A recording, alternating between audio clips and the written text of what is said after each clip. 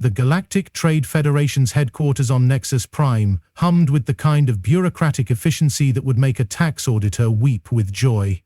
Gleaming spires of crystalline architecture pierced the artificial atmosphere, each floor color-coded, according to the delicate sensibilities of its occupants. Blue levels for the aquatic Hydronians, amber zones for the light-sensitive Umbrians, and naturally, the reinforced titanium sectors for species that wouldn't immediately expire if someone sneezed too vigorously in their direction. Among the galaxy's many planetary classifications, the system was elegantly simple. Paradise worlds were self-explanatory, fluffy clouds, singing birds, and gravity so gentle you could practically float. Standard planets offered reasonable living conditions for most civilized species. Hazard worlds required protective gear and a decent insurance policy. And then there were death worlds. Death worlds were planets where evolution had apparently consumed too much caffeine and decided that survival should be a full-contact sport.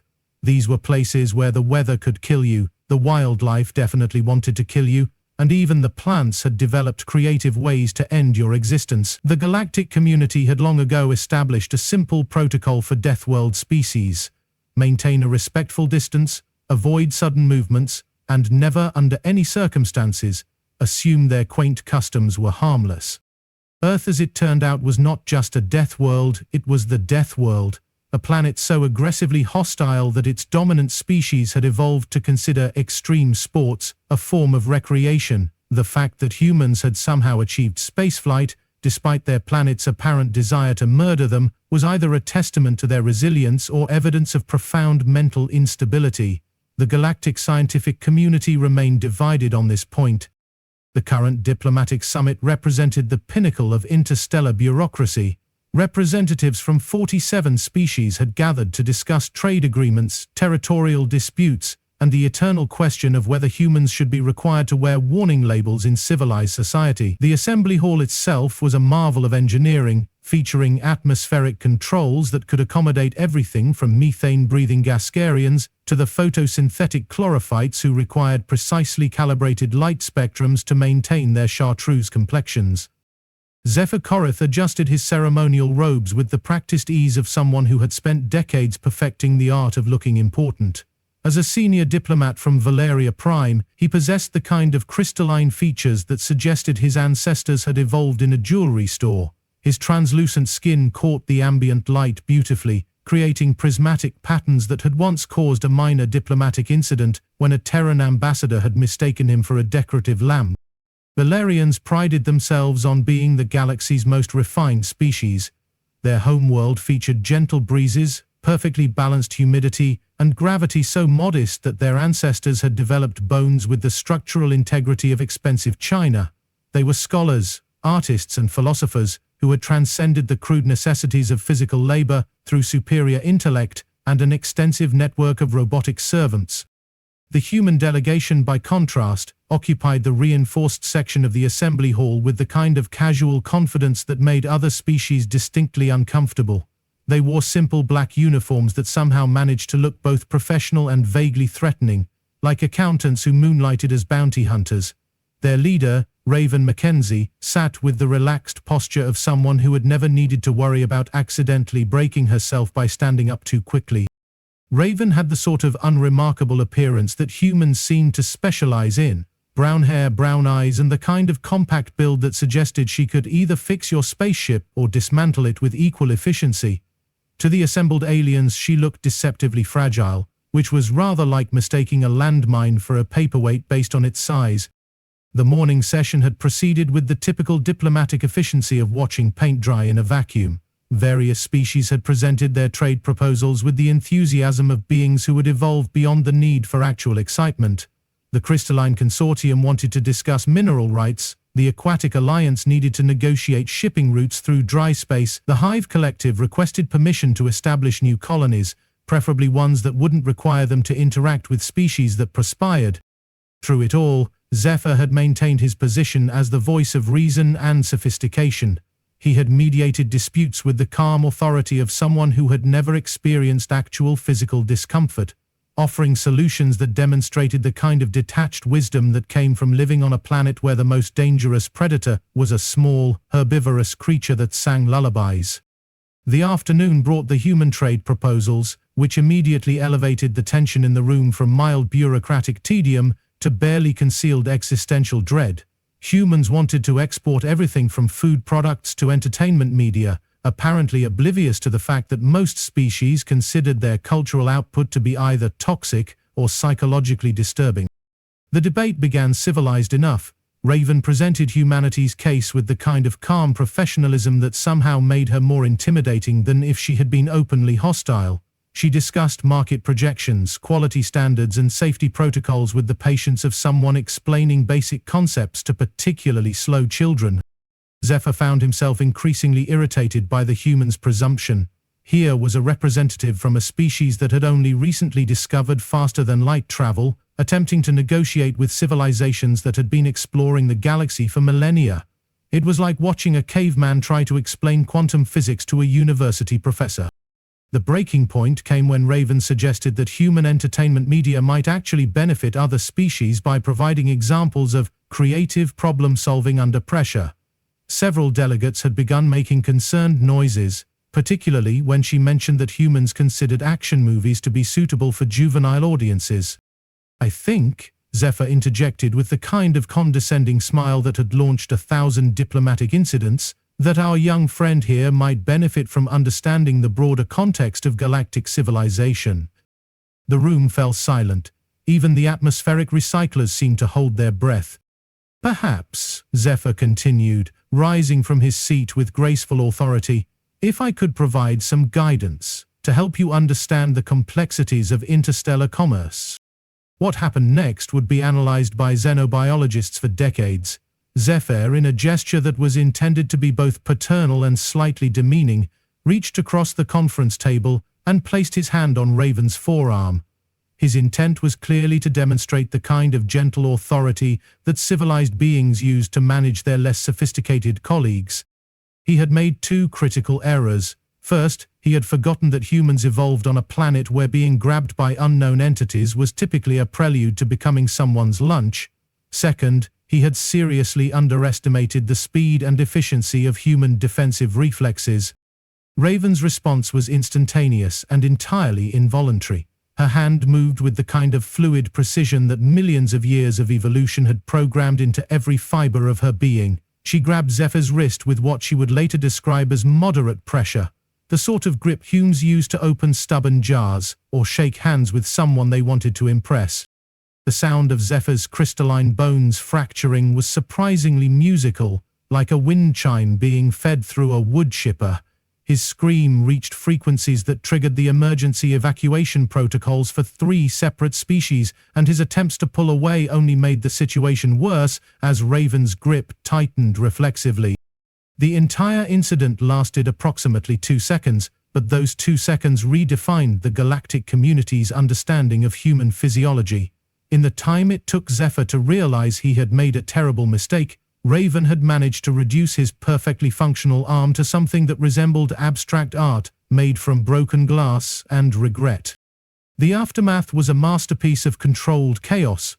Medical teams materialized with the kind of efficiency that suggested they had been expecting something like this to happen eventually. Zephyr was whisked away to the emergency medical bay while making sounds that no diplomatic translator had been programmed to interpret. The remaining delegates sat in stunned silence, staring at Raven as if she had juggled live grenades while riding a unicycle. "I am so sorry," Raven said, her voice carrying the kind of genuine remorse that made the situation somehow worse. "I didn't mean to. Is he going to be okay?" The medical team's initial assessment was not encouraging. Zephyr's arm had been reduced to what the chief physician diplomatically described as a collection of beautiful fragments. The bones had shattered in 17 places. The delicate crystalline structure that gave Valerias their distinctive appearance now resembled the aftermath of a particularly violent jewelry store robbery. Dr. Thessarian, the chief medical officer, had seen many things in her long career. She had treated radiation poisoning in uranium miners, repaired the delicate gill structures of deep space aquatic species, and once spent 3 hours extracting a Terran practical joke device from a dignitary's posterior. But she had never seen anything quite like this. "The human's grip strength," she explained to the assembled medical team, appears to be approximately 15 times greater than our previous estimates. The pressure applied was equivalent to industrial machinery. The damage was beyond conventional repair. Valerian medical technology, while sophisticated, was designed for a species whose idea of physical trauma was accidentally walking into a door. The shattered remains of Zephyr's arm would require complete replacement with cybernetic components, a procedure that was both expensive and deeply humiliating for a species that prided itself on organic perfection. As the surgical team began the delicate process of installing Zephyr's new robotic arm, the Galactic medical database was quietly updated with new information about human physiology. The entry, which had previously classified humans as moderately hazardous, was revised to include warnings about grip strength, reaction times, and the inadvisability of making sudden physical contact without proper protective equipment. The news spread through the diplomatic community with the kind of speed typically reserved for celebrity scandals and impending solar flares. Within hours, every species representative had received detailed briefings about the Valerian incident, complete with medical imagery that would haunt their dreams for weeks. Emergency sessions were convened to discuss the implications. The Crystalline Consortium immediately proposed new safety protocols for interacting with Deathworld species. The Aquatic Alliance suggested that humans should be required to undergo strength dampening procedures before entering civilized space. The Hive Collective, with characteristic pragmatism, simply updated their interaction protocols to classify humans as potential industrial equipment. Meanwhile, Zephyr was coming to terms with his new reality. The robotic arm was a marvel of engineering, featuring enhanced strength, built-in tools, and the kind of advanced sensory equipment that made his original organic limb seem primitive by comparison. The irony was not lost on him that his primitive human colleague had inadvertently provided him with technology that was superior to his natural biology. The arm was also a constant reminder of his miscalculation. Every time he moved it, the soft whir of servo motors reminded him that his attempt to condescend to a human had resulted in him becoming partially mechanical. The other Valerian diplomats treated him with the kind of pitying courtesy typically reserved for accident victims or politicians caught in embarrassing scandals. His career prospects had been similarly damaged. The Valerian Foreign Ministry had quietly reassigned him to a position that involved minimal contact with other species, particularly ones that might interpret his presence as a challenge to their structural integrity. His new office was in the basement of the embassy, next to the filing cabinets and the emergency supplies of spare diplomatic immunity certificates. The diplomatic fallout was equally severe. Species that had previously regarded humans as curiosities from a backwards planet suddenly began treating them with the kind of nervous respect typically reserved for unstable explosives. Trade negotiations that had been proceeding smoothly for months were suddenly complicated by requirements for safety equipment and hazard insurance. The galactic community's response was swift and comprehensive. New protocols were established for all interactions with Deathworld species, including mandatory safety briefings, protective equipment requirements, and the installation of emergency medical facilities at all diplomatic venues. The cost of these modifications was quietly added to humanity's membership fees, along with a surcharge for elevated risk factors. Raven, meanwhile, found herself the subject of both fascination and terror. Her diplomatic colleagues treated her with the kind of careful politeness typically reserved for armed nuclear devices. Conversations that had previously been casual and collegial became formal and stilted, as if everyone was afraid that the wrong word might trigger another display of human reflexes. The human delegation's subsequent trade negotiations proceeded with unprecedented efficiency. Proposals that had been stalled for months were suddenly approved with minimal discussion. Quality standards that had been rigorously debated were accepted without question. It was as if the entire galactic community had decided that disagreeing with humans might result in additional medical expenses. The final session of the summit was a masterpiece of diplomatic awkwardness. Zephyr, sporting his new robotic arm, delivered a closing address that carefully avoided any mention of the incident. His speech focused on the importance of understanding between species and the need for appropriate caution in cross-cultural interactions. The subtext was clear. Don't grab the human. The other delegates listened with the kind of forced attention that suggested they were all mentally taking notes about avoiding similar incidents. The crystalline consortium's representative kept her hands firmly clasped behind her back throughout the entire ceremony. The Aquatic Alliance delegate remained safely submerged in his mobility tank, well out of grabbing range. As the summit concluded, Zephyr found himself contemplating the broader implications of his experience. He had spent his entire career believing that civilization was about transcending the crude necessities of physical existence. His species had evolved beyond the need for strength, speed, or defensive reflexes, achieving a kind of refined fragility that they had mistaken for sophistication. The human had shattered that illusion as efficiently as she had shattered his arm. In 2 seconds of involuntary reflex, she had demonstrated that civilization was not about abandoning one's evolutionary heritage, but about learning to control it. Humans had not transcended their Deathworld nature, they had simply learned to wear suits and attend meetings despite it. His new robotic arm was a daily reminder of this lesson. The technology was impressive, featuring capabilities that exceeded his original organic limb in every measurable way. It was stronger, faster, more precise, and equipped with sensors that could detect everything from atmospheric composition to emotional pheromones. In every objective sense, it was superior to what he had lost. But it was also a confession of weakness. His advanced species had been unable to create bodies that could withstand the casual touch of a being they had dismissed as primitive. Their crystalline beauty was revealed to be nothing more than elaborate fragility, their refined nature a form of evolutionary dead end. The irony was perfect in its completeness. In attempting to demonstrate his superiority over a Deathworld species, he had been forced to incorporate their technology into his own body. His robotic arm was a product of human engineering, designed by beings who understood that survival required more than aesthetic elegance. As he prepared to leave Nexus Prime, Zephyr paused to watch the human delegation boarding their transport. Raven walked with the same casual confidence she had displayed throughout the summit, apparently unaware that she had fundamentally altered the galaxy's understanding of her species. She moved like someone who had never needed to worry about her own fragility, because she had never been fragile to begin with.